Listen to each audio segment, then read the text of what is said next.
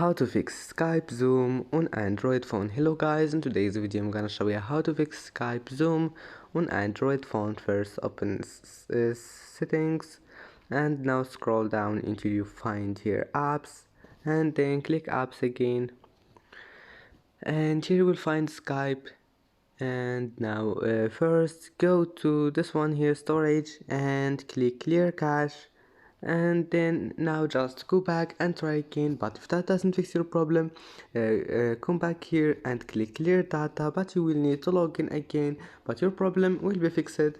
Just click OK, and that's it. And if that also doesn't fix your problem, then all you need to do just go to Play Store and check if there is any update here, and then just update your Skype. And that's it for today's video. If you like this video, please don't forget to like and subscribe, and see you in the next video.